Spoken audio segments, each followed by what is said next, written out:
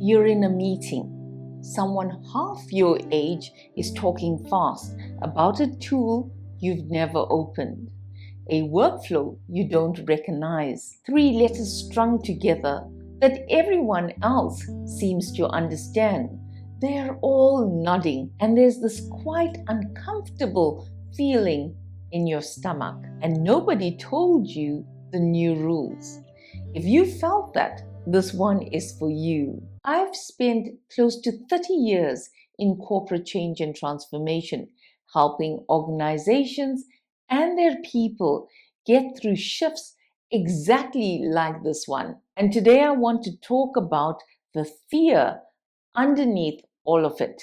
The fear that your experience has an expiry date, that the thing you spent a career building is quietly going out of date.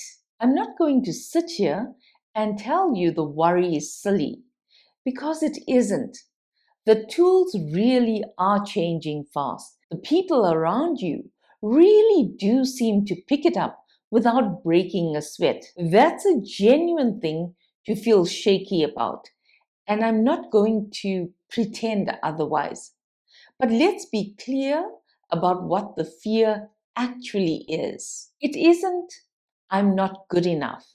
It's, what I'm good at might not count anymore. That's the real one. So let me take it apart with you. There are two different things going on in that meeting room. There's execution and there's judgment. Execution is the doing, building the deck, writing the code, running the tool. That part changes all the time. And now with AI, a lot of it is getting faster, cheaper, available to anyone. If all you can do is execute, you're standing on ground that keeps moving under you. Judgment is a different thing altogether. Judgment is knowing which problem is actually worth solving. It's reading whether a room is ready to hear something difficult. It's that feeling when a plan looks fine on paper, but you know it's going to fall apart the moment real people touch it. AI can do the execution. It cannot do that. And that kind of judgment is exactly what takes years to build. It isn't going out of fashion. If anything, it's getting harder to find. And here's the part the panic makes you forget. This is not the first time the ground has shifted under you. Think about what you've already lived through at work: the computer landing on your desk, email taking over from the memo, the internet, the phone in your pocket turning into your office, the move to the cloud, the day everyone got sent home and had to figure it out overnight. Every one of those felt at the time like the rules were being rewritten. Everyone came with younger people who seemed to get it quicker. And every single time you found your feet. So let me put it plainly. You're not someone new to change. You are someone who has done this again and again and come out the other side still standing. That is its own kind of experience, and the person panicking next to you might not have it yet. But I need to be direct with you, because comfort on its own would be doing you a disservice. Your judgment being valuable is not a reason to fold your arms and let the tools go past you. That's the trap on the other side of the fear. I don't need to learn that. I bring the wisdom. No, change isn't something happening to you. It's something you can reach out and take hold of. The people who come through this well aren't the ones who dug their heels in, and they aren't the ones who panicked. They're the ones who took the very thing that scared them and got their hands on it. Let me tell you where I've been with this myself, because I'm not talking to you from the outside. There was a stretch where I felt genuinely overwhelmed by it all. The sheer number of changes, new technology, AI, something new to get my head around what felt like every week. It was a lot, and I felt it. So I made a decision, a deliberate one. I decided I wasn't going to let it wash over me. I was going to stay as close to the front of it as I could. So I started watching YouTube videos. I signed up for AI e-learning courses. I read a lot because I wanted to be in the know. I want to be in the know instead of standing on the outside of the conversation. And something shifted when I did that.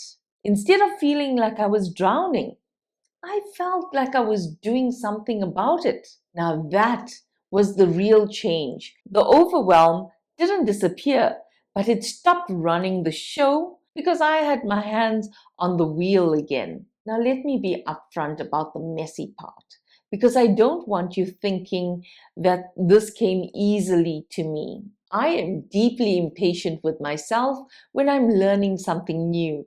I hate how long it sometimes takes me to get it. I used to give myself such a hard time about that. So I have had to learn to give myself some grace, to let myself not understand it the first time or even the second time. I'll even go to AI and ask it to break something right down for me. I actually type in, give me a dummy's guide for Mayan. Yes, I do that. And the one thing I've learned through all of it is simple. You just keep going until it clicks. And then I bring it here. Whatever I learn, I try to bring it to you and break it down as simply as I can so it doesn't land on you the way it first landed on me. When I show you something, I'm hoping you'll go and actually try it yourself. I do the same with my own colleagues. I share what I've picked up, hoping it makes their working lives a little bit easier too, because none of us has to figure this out alone. So if you don't know where to begin, keep it small. Pick one tool, just one, the one that keeps showing up in your actual work. Give yourself permission to be a beginner at it for a few weeks. You've been a beginner before and it passed. And here's where your years actually give you the edge. You can tell the difference between a tool that solves a real problem and a tool that's just noise. A lot of people rushing at everything can't tell that, but you can. That's your judgment pointed straight at the tools themselves. This is episode 2 of the Expert Paradox. If you haven't watched episode 1 yet, start there. New videos every Monday and Friday, and my midweek reboot live every Wednesday at 8 p.m. South African time. Join me then. If this helped, subscribe so the rest of the series finds you, or share it with someone who needs to hear it. The doing is getting cheaper. The knowing what to do is not. You spent years building the second one. This isn't the first time the ground has moved under you. You've found your feet before, and you will again. Don't guard your experience by hiding from the tools. Pick up the thing that scares you and make it your own. And remember, you matter.